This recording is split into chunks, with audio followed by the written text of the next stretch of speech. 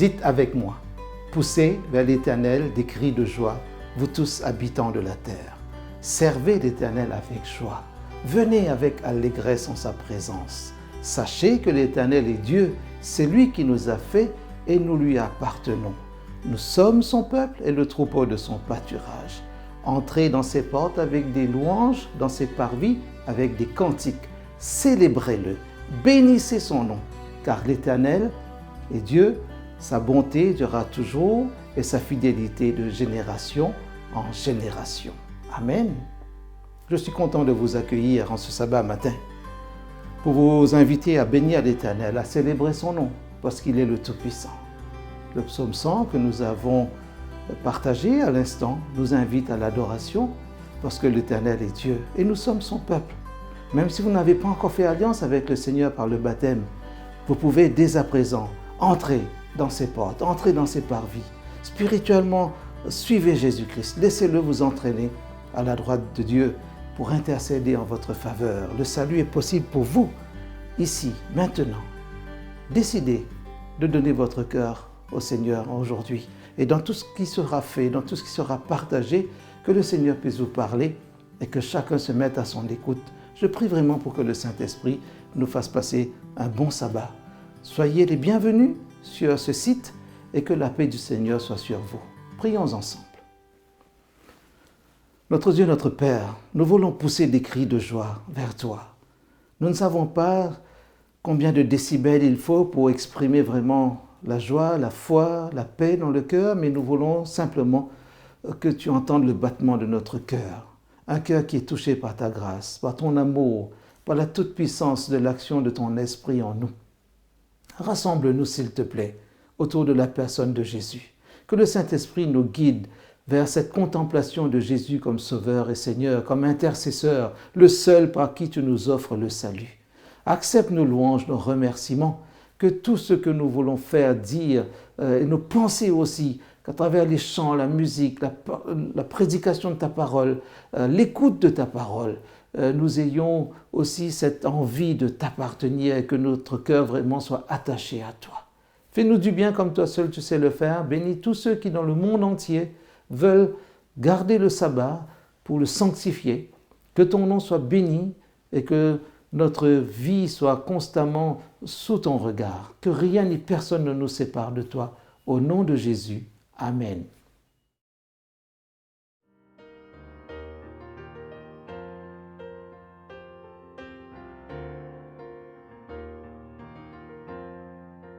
Je vous invite à participer à un moment de louange avec moi. Dans 1 Samuel 17, au verset 47, il est dit « Et toute cette multitude saura que ce n'est ni par l'épée, ni par la lance que l'Éternel sauve, car la victoire appartient à l'Éternel. » Je vous invite à chanter avec moi « Il est Seigneur ».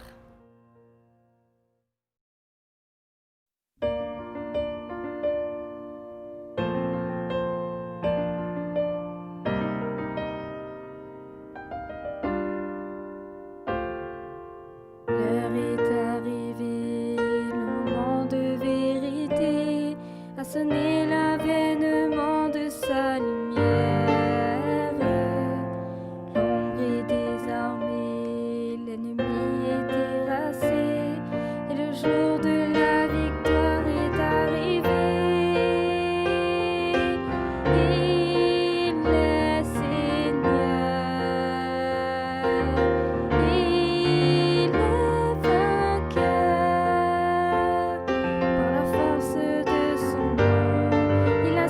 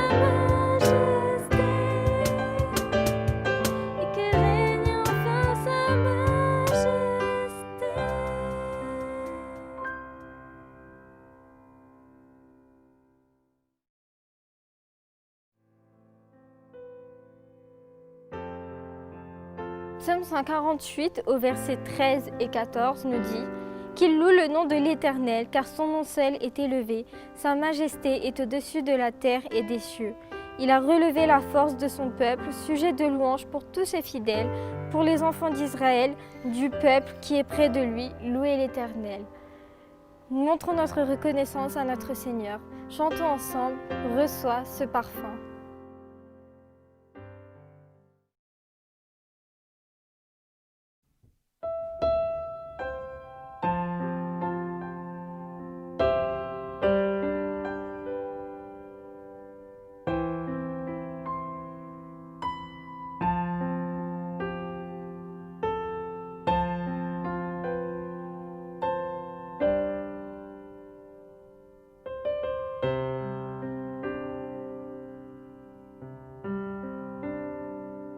Reçois ce parfum de reconnaissance qui s'élève vers ton trône.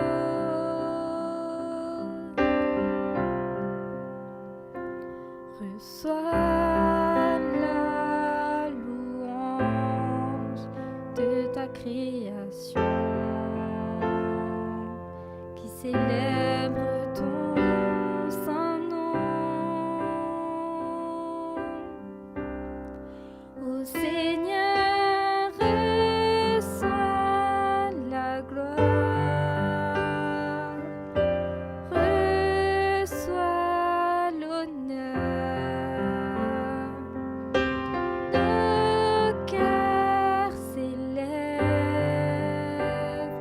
vers toi.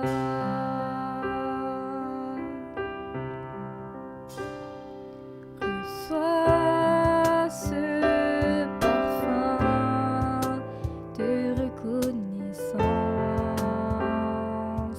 qui s'élève vers ton trône.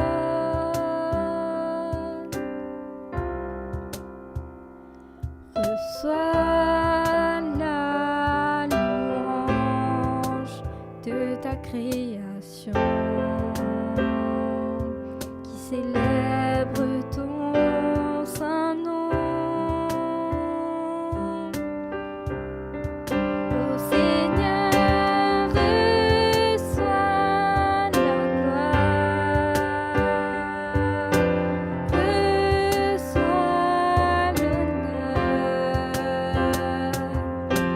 Nos cœurs s'élèvent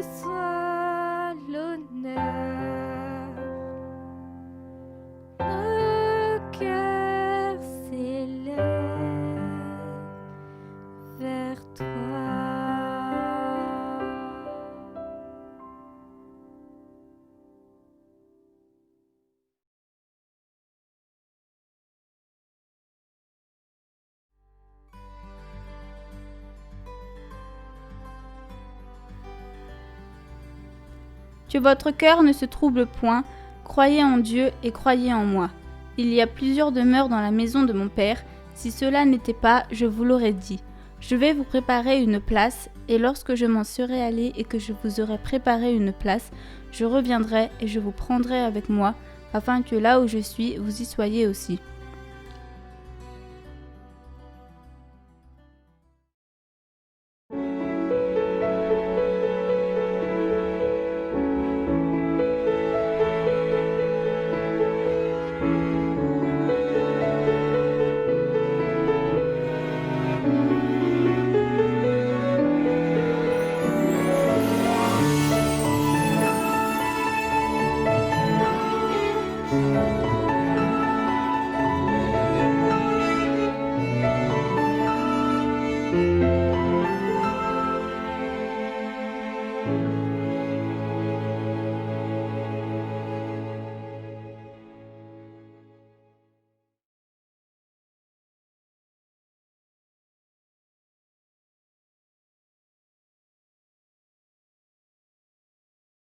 Bonjour mes frères et sœurs.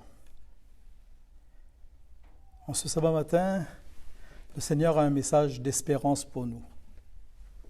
Un message simple, parce que je n'ai pas voulu faire de prédication avec des textes et des explications. Mais je voulais tout simplement me référer à des promesses de la parole de Dieu qui m'ont fait du bien et qui, j'espère, vous feront aussi du bien. Avez-vous déjà eu des difficultés dans votre existence? Lesquelles? Peut-être la maladie, difficultés d'argent,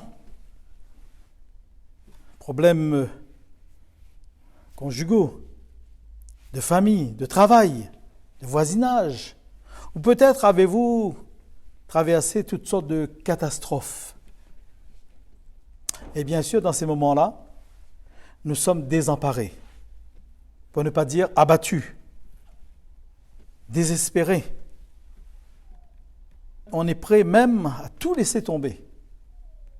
Cela vous est-il arrivé? Que faire dans ces cas-là? Certainement, nous sommes prêts à tenter tout pour trouver la solution. Et on se bat corps et âme pour arriver à ses fins. Si c'est un problème de maladie, on ira voir les spécialistes, les plus grands spécialistes. On dépensera notre argent pour que nous arrivions à quelque chose de meilleur. Si c'est un problème de finances, peut-être que nous irons voir notre banquier pour avoir les moyens pour pouvoir subvenir à nos besoins.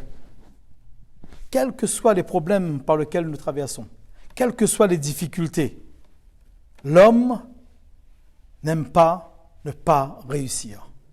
Tout ce qu'il fait, il veut qu'il réussisse. Je voudrais ce matin, en toute simplicité, vous rappeler et me rappeler aussi que le Seigneur a des promesses pour nous. J'en ai choisi 7. 7 promesses qui, j'espère, nous feront du bien.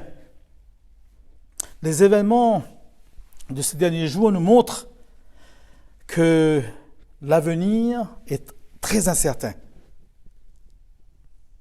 Et il est très important pour nous de mettre notre confiance dans celui qui peut nous sauver. D'ailleurs, je crois qu'aujourd'hui, ce sera pour nous un acte de foi de notre part. Mais une question avant tout. Dieu est-il réellement un abri sûr pour moi? Dieu est-il réellement un abri sûr pour toi? Si tel est le cas, je t'invite à découvrir ses promesses. Bien sûr, je n'en doute pas un seul instant que vous les connaissez, ces promesses. Mais il est bon, je crois, de se le rappeler ce matin.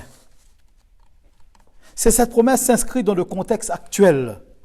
Alors que le monde ne voit pas une perspective d'avenir prometteur et s'inquiète de plus en plus, la parole de Dieu à travers ses promesses nous réconforte, nous qui sommes enfants de Dieu, à marcher fidèlement et sûrement vers le royaume des cieux. La première de ces promesses, Jésus nous donne l'assurance qu'il est avec nous. « Je serai avec toi ». Ésaïe 43, verset 2 nous dit ceci. « Si tu traverses les eaux, je serai avec toi. et les fleuves ne te submergeront point. Si tu marches dans le feu, tu ne te brûleras pas, et la flamme ne t'embrasera pas. Avez-vous le sentiment qu'il est là tout près de vous? Avez-vous le sentiment que quelquefois vous avez été négligé, séparé, seul dans votre vie? Le Seigneur nous affirme ce matin, « Je serai avec toi. » Et d'ailleurs, si vous prenez avec moi dans Genèse, le chapitre 28, le verset 15, il y a cette belle promesse du Seigneur qui nous est dit ceci. « Voici, je suis avec toi. Je te garderai partout où tu iras, et je te ramènerai dans ce pays, car je ne t'abandonnerai pas, point, que je n'ai exécuté tout ce que j'ai dit. » Quelle merveilleuse promesse! Avons-nous la certitude que Dieu se tient à nos côtés, est avec nous? Ésaïe 49, verset 15 nous dit, « Quand une mère abandonnerait son fils, sa fille, son enfant, l'Éternel, moi, je ne t'oublierai pas. Je serai à côté de toi. » Deuxième promesse, le Seigneur ne se tient à côté de nous, mais pas seulement pour marcher à nos côtés, mais il désire nous protéger. Et c'est la deuxième promesse. Si nous lisons le psaume 121 que je vous invite à lire chez vous, vous verrez comment David a reçu de la part de l'Éternel protection depuis son enfance. Et jusqu'à la fin de sa vie, David a bénéficié de cette protection. Lisez chez vous ce psaume 121 et vous verrez que l'Éternel a toujours été à côté de David. Cet homme, selon le cœur de Dieu. Mais faisons très attention. Gardons à l'esprit que nous devons nous confier seulement à Dieu et à rien d'autre. Dans le psaume 52, verset 9, il nous est parlé d'un homme qui est arrogant, qui est rempli de malice, un homme qui est hautain, un homme qui est rempli de colère. Et la parole de Dieu nous dit que cet homme, voilà un homme, chapitre 52, verset 9, voilà un homme qui ne prenait point Dieu pour protecteur.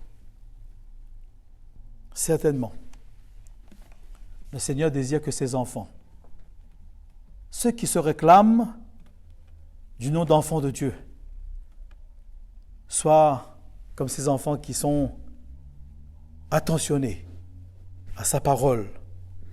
Et la suite du chapitre est très intéressante, n'est-ce pas? Méditez-le chez vous. Je voudrais peut-être lire avec vous ces quelques versets. Prenons Psaume 52. Nous lirons d'abord le verset 9. Psaume 52, le verset 9. En parlant de cet homme qui est injuste, cet homme qui est arrogant, l'Éternel va dire, voilà un homme qui ne craint point, qui ne prend point l'Éternel pour protecteur. Mais la suite de ce verset est intéressante. Qu'en est-il de nous? Avons-nous l'Éternel pour protecteur? Lisons la suite de ce verset. Et moi, et chacun d'entre nous, je suis dans la maison de Dieu, comme un olivier verdoyant. Je me confie dans la bonté de Dieu éternellement et à jamais. Je te louerai toujours parce que tu as agi. Et je veux espérer en ton nom parce que tu es favorable en présence de tes fidèles. Un tel homme reçoit pleinement la protection de Dieu. Dieu désire nous protéger. Et en lisant ce psaume 121, vous verrez qu'il n'y a pas de limite pour l'Éternel à sa protection. Je souhaite que l'Éternel soit votre protecteur, que chaque jour de votre vie, où que vous soyez, il met la main sur vous, il vous protège, il vous conduit. Et non seulement l'Éternel veut nous conduire, veut nous protéger, Quelquefois, peut-être à cause de la maladie, à cause de la vieillesse, nous sommes désemparés. Parce que nous voyons que nos forces nous lâchent, nous quittent, et surtout les personnes âgées. Et nous n'aimons pas vieillir parce que justement nous ne ressentons plus cette force en nous. Que faire?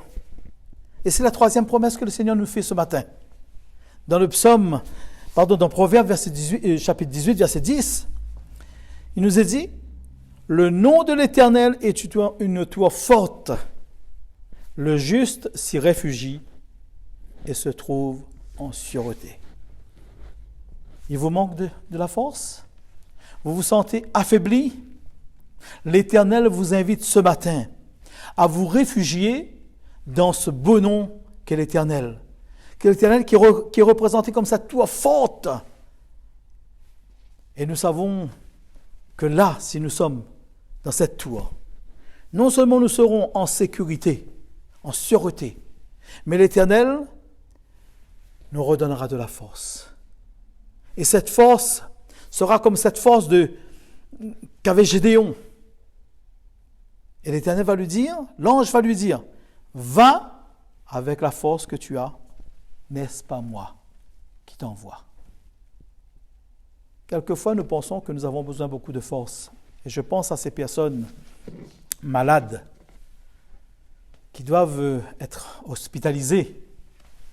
Ils n'ont plus la force de faire grand-chose. Mais lorsqu'ils sont sur leur lit d'hôpital, ils trouvent encore la force de témoigner pour le Seigneur. N'est-ce pas merveilleux?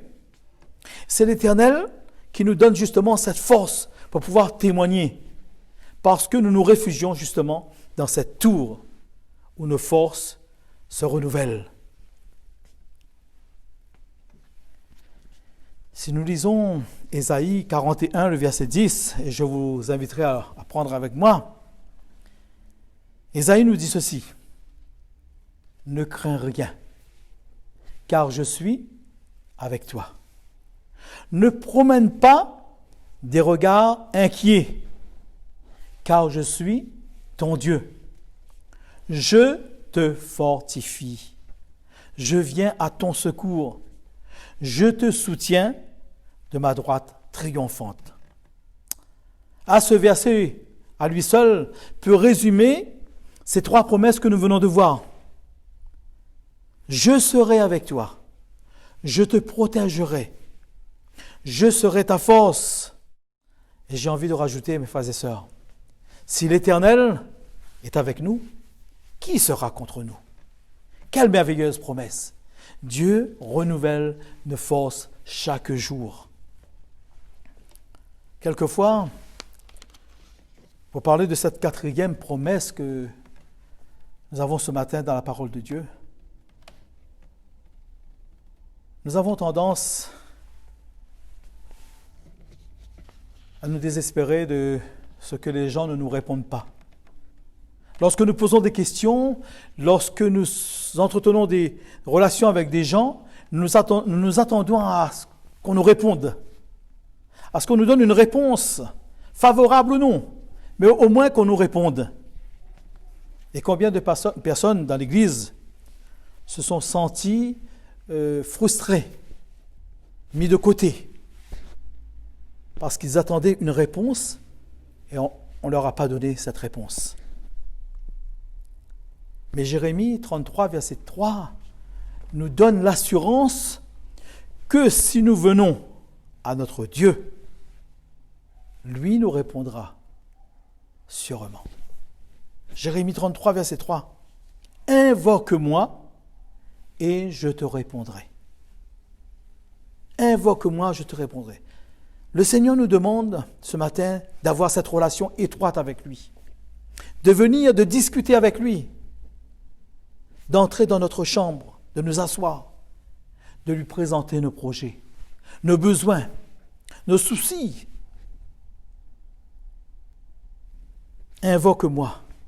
Viens, entre en discussion avec moi. Et moi, je te fais la promesse que je te répondrai.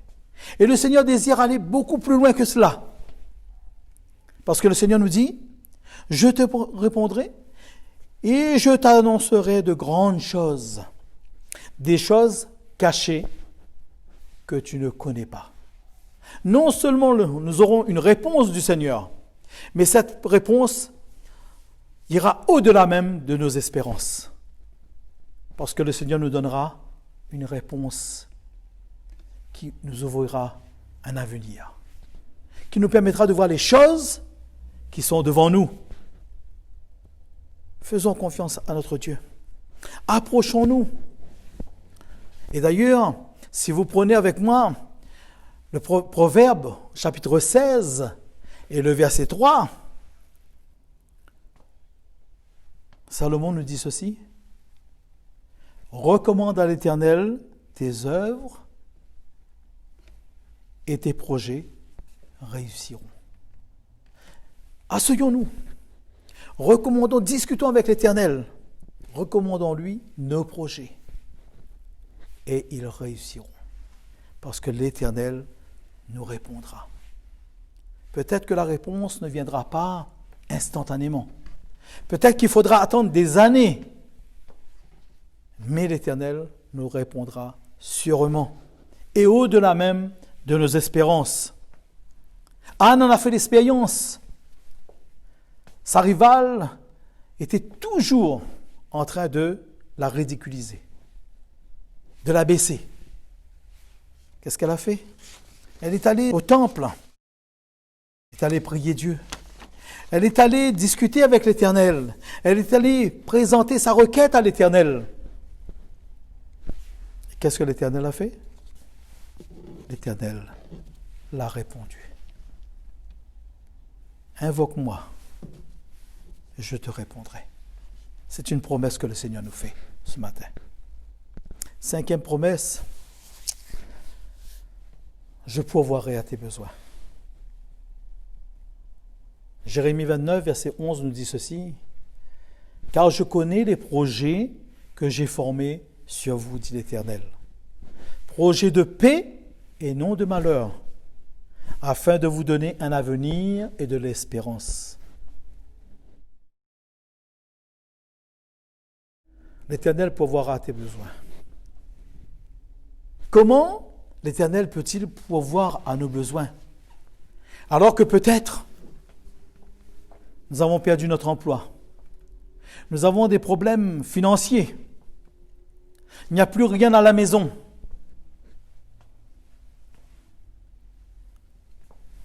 Comment l'Éternel peut-il pourvoir à nos besoins?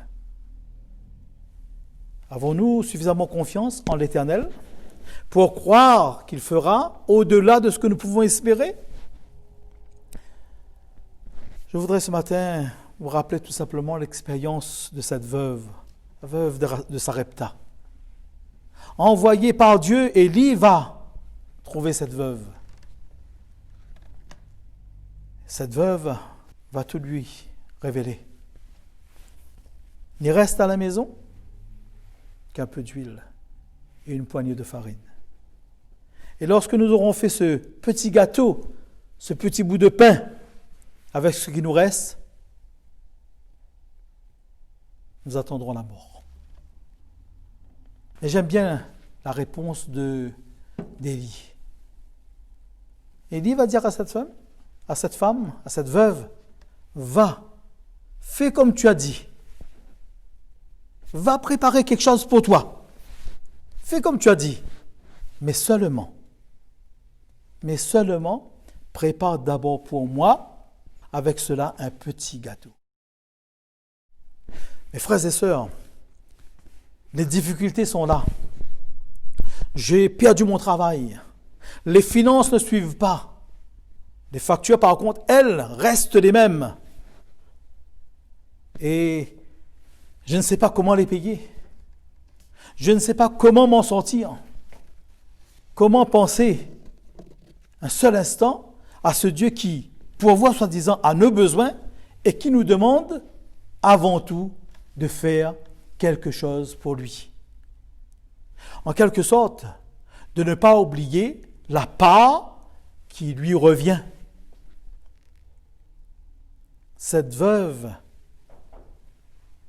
C'est une grande leçon pour nous ce matin. Elle ne va pas se poser la question, est-ce que je vais mourir après? Est-ce que l'Éternel pourvoira? Est-ce que le prophète ne s'est pas trompé? Non, elle va préparer d'abord un petit gâteau pour l'envoyer de Dieu. Est-ce qu'il a manqué ensuite de l'huile et de la farine dans ce foyer? Chaque jour jusqu'à ce que la famine s'arrête. Il n'a manqué de rien dans ce foyer. Pouvons-nous croire un seul instant? Ou avons-nous déjà fait l'expérience, alors que nous sommes en difficulté, croire que l'Éternel pourvoira nos besoins, alors qu'il nous demande de le servir en premier? Oui, l'expérience de la veuve de Sarepta, c'est Dieu premier servi. Seulement, prépare pour moi un petit gâteau.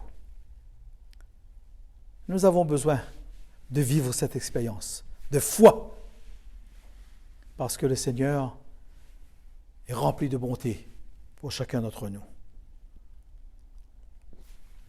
Dans le contexte que nous vivons actuellement, où nous voyons dans ce monde des tueries, et cette semaine encore, les actualités ne parlaient que de ça. Attentat par-ci, attentat par-là. On tue gratuitement.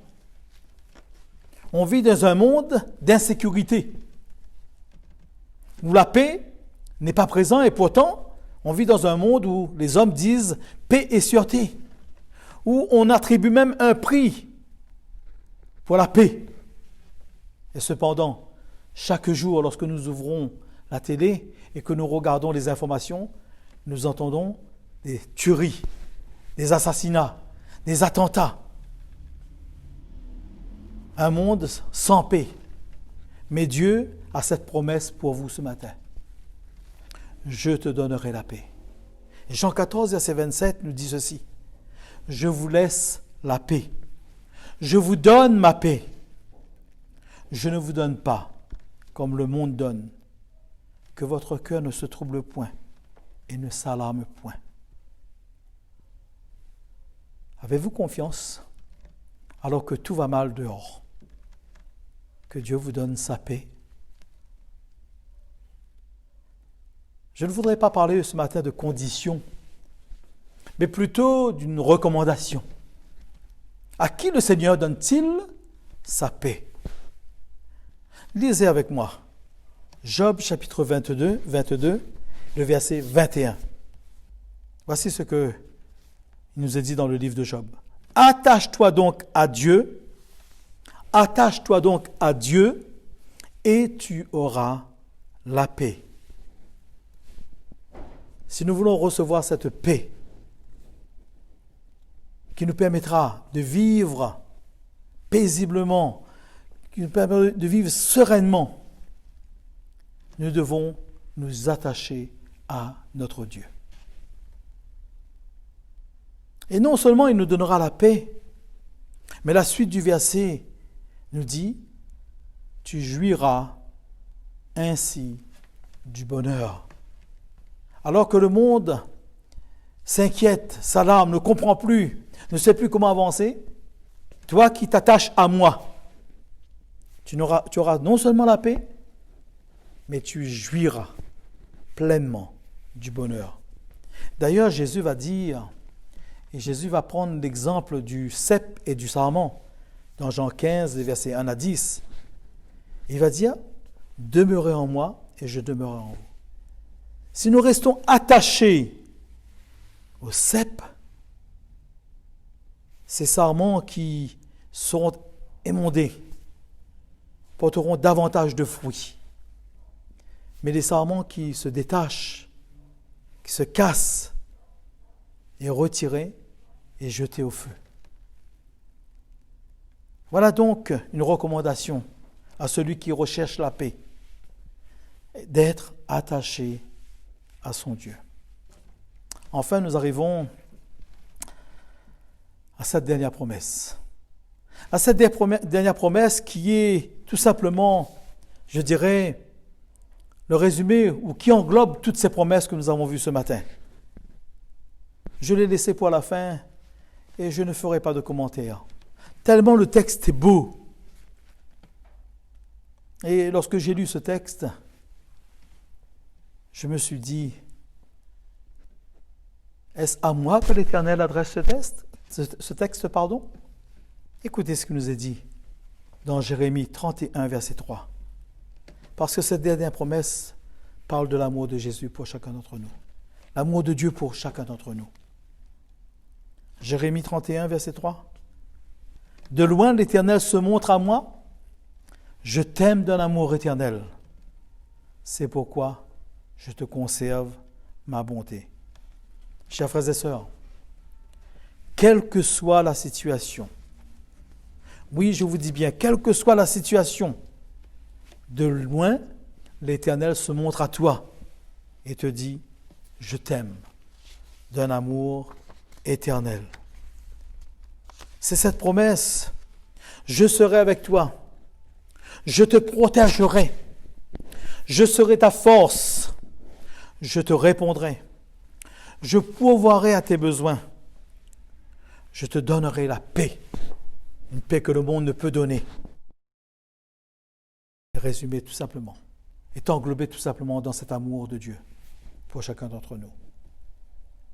Que nous puissions chaque jour nous référer à ces promesses, qu'elles puissent devenir nôtres et que nous puissions faire confiance à notre Dieu. Restons attachés à ce Dieu rempli d'amour. Et cet attachement, le fait de demeurer avec Dieu est un impératif. Si nous désirons vivre un jour avec Jésus, nous devons faire l'expérience de vivre avec lui dès ici-bas.